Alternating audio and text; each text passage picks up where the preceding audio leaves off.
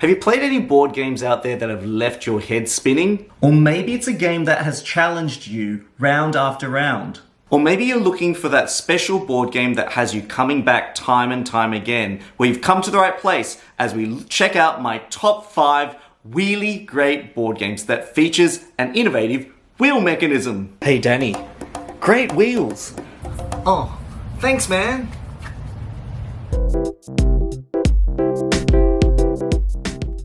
Woodcraft is a thinky Euro game that has you brushing up on your carpentry skills with the help of these leafy-haired folk. Players will be growing 3 different types of dice and then cutting them up to fulfill contracts which represent the different craft projects you've been assigned to make. Players earn points by gathering hazelnuts and using blueberries as a currency. Each helper provides ways to break the rules and provide production bonuses. Storing your tools in the attic helps you to raise the roof on your game strategy. The saw is the main centerpiece for the actions that players take. There are 7 key actions that players will take and resolve by rotating them into the next quadrant each time they select them. They are connected to bonuses that differ depending on the location that they were taken from. Ultimately, through a combo of sawing, splicing, gluing and maneuvering the resources, if you're crafty enough with the tools that you've got, you'll get ahead of the competition. If you're familiar with Vladimir Suki's line of board games, you'll notice that he uses a wheel mechanism almost as a trademark in a lot of his Euro games. And Woodcraft showcases this perfectly. The idea of using a wheel to represent a saw in a workshop fits so thematically. I really like how the saw is divided into 4 different quadrants, and there are 7 actions, and as those actions get taken, they move into the next quadrant. That also has this really cool staggered effect. You can take an action now and then take the bonus that goes with it so that the next player in turn order doesn't get the bonus from that same action. And you'll get to see throughout the game that some actions become more popular than others, in particular the improvement tile action. I also like the fact that actions that are taken less often are going to accrue bonuses based on the icons on the arc of the wheel, but also the big bonuses that appear on this rotating saw in the middle of the wheel. The wheel has players literally making split-second decisions. Because players only have 1 action on their turn, they've got to pick the action that is going to best optimize what they can actually do. Do they pick a lesser action that's not going to really help them as much to gain a big bonus, or do they pick an action that they want and gain no bonus at all? There's that weighted seesaw level of thinking that actually underpins this cool mechanism in the game. Wavelength is a social guessing game where teams work together to try and read each other's minds by pinpointing where a target is between 2 parameters. For example, messy food or clean food. Each round, the clue giver will be randomly assigned the target on this wheel, and they'll have to give their team a clue that lies between the 2 words. The clue that they give indicates to their team where they should rotate this red dial to, so hopefully it will land in the 4-point scoring victory space. It's a team game of knowing how to interpret the value of words and their meaning, and ultimately being on the same wavelength. The game Wavelength is an absolute showstopper. I'm always super impressed with the level of deep conversation that circulates around such a very simple device. People are always debating about the interpretation of words, where they sit on the spectrum, and trying to pinpoint that bullseye behind the screen is such a challenging task because it relies not only on your understanding of the word, but whether you're on the same wavelength as the clue giver. For example, if you're given the parameters hot and cold, would the clue warm sit directly in between those words, or would it lean more towards the word hot? And this is where the interesting discussion element of the game really shines. People are constantly talking about their experiences and sharing their ideas. It's a beautiful game to get out when you've got a big group of people or you just simply want to break the ice. I've even seen people try to mentally segment the wheel down into percentages, even though you're not supposed to. But ultimately, it comes down to intuition. And as the clue giver, trying to pick the right clue is also quite an interesting thought process. If the parameters were not a sandwich and a sandwich, and if you were given the clue a slice of cheese between 2 pieces of bagel, would you consider that to be a sandwich or not a sandwich? Where on the spectrum would you choose? That post discussion of how things may have gone completely astray or might have gone on the right track really makes this game truly shine. Glass Road is one of Uwe Rosenberg's most smoothest Euro game designs. It's easy to learn, but hard to master. The art of glassmaking is not as transparent as it may seem. Players throughout the game will be selecting from a range of 15 different specialist cards, all which feature 2 special abilities each, some that also come with a cost. You'll pick 5 of them to play each round, and you'll try to use a specialist that you think no other player will use. If you do, you'll get the benefit of using all of that card's abilities, the top and the bottom ability. If you reveal a specialist that another player has in their hand, you'll only get to resolve one ability. So, it's through the looking glass and into the wonderland we go. Players throughout the game are going to try and increase their basic resource values on their production dials, which automatically get converted into glass and brick, a higher value resource whenever you have at least one of each type. You'll try to spend them on buildings that give you handy conversions, the ones that you provide you instant effects, or even endgame scoring conditions. This game makes you feel like you're Cinderella wearing a glass slipper. Be careful though, because if you leave your glass slipper behind, so will your competition. Glass Road is probably one of my most favourite Uwe Rosenberg games to teach and play. Not only is it simple to learn, but the strategy and puzzle that you approach the game each time is both varied and deep. The dual production board dials are probably the most innovative parts of this game. The idea that the wheel at the top produces glass and the one at the bottom produces brick from the base level resources is so cool.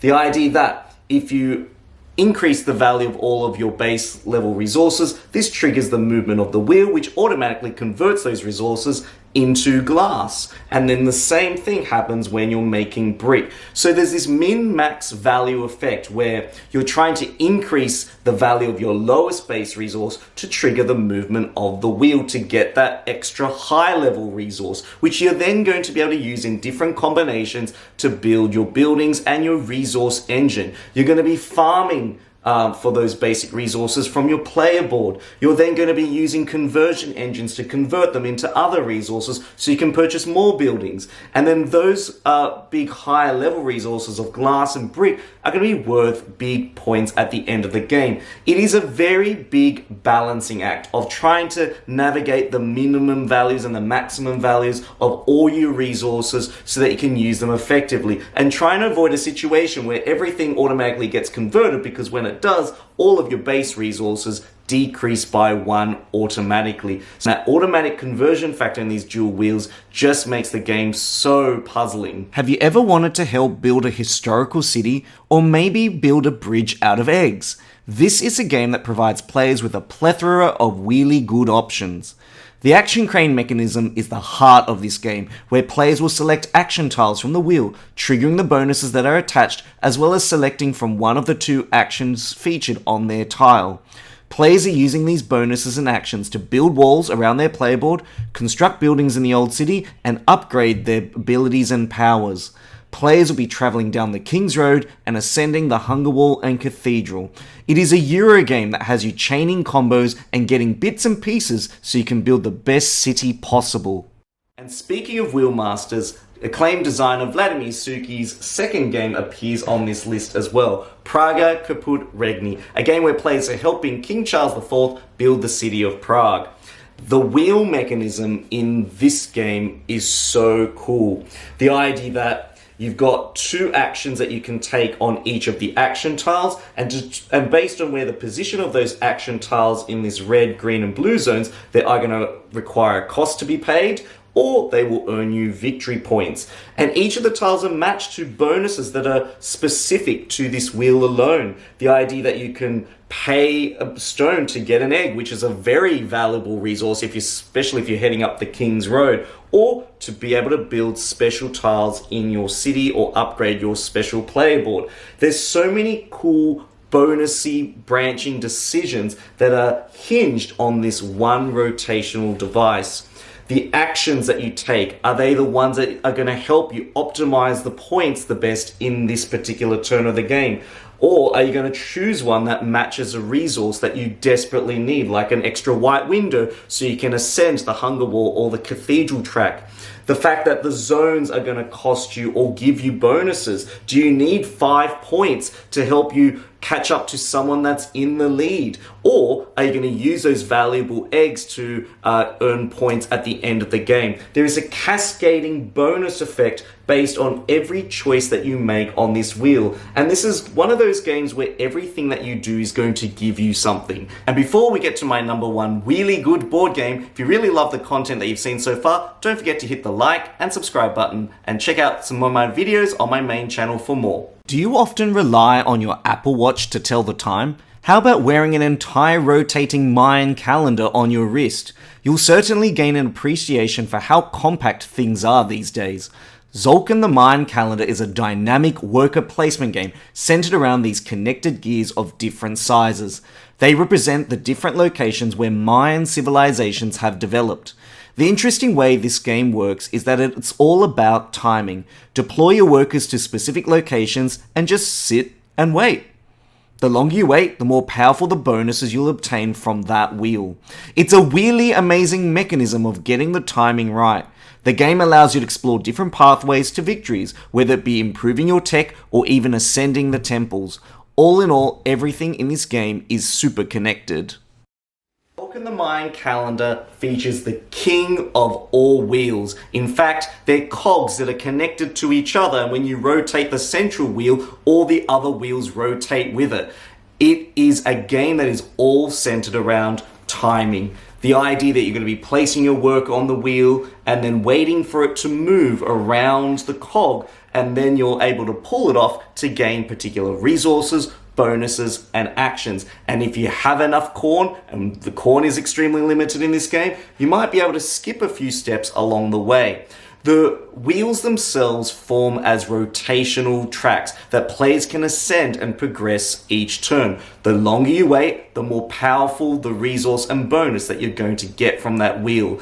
If you choose to take your worker off earlier, you're going to get a lesser value bonus, yet you can use that worker to put it on another wheel. And that is the other aspect of this game. There are so many different wheels to ascend and move and rotate on that the worker placement in this game is incredibly dynamic. Do you go to a production wheel where you can farm corn and, try and compete for that? Or do you ascend the technology wheel or the wheel that gives you blue skulls? There's different avenues and strategies and play styles that players can lean into. And I love how each wheel has its own distinct flavor and game mechanic attached to it.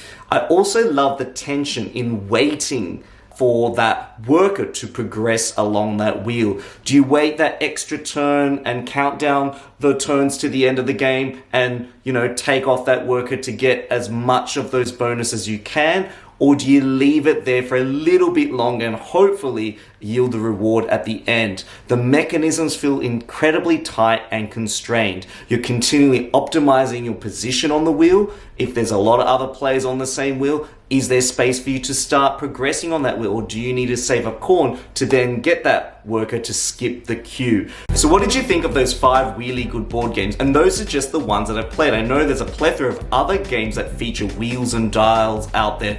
What is your favorite game that features a wheel? Please let me know in the comments section below. I'd love to check it out and have a conversation with you. Also, if you're a Patreon of my channel, thank you so much for supporting and keeping this channel alive. I absolutely appreciate it, and get ready to see your name in the credits screen at the end of this video. This is Danny saying, I hope your next game is an amazing one. Goodbye.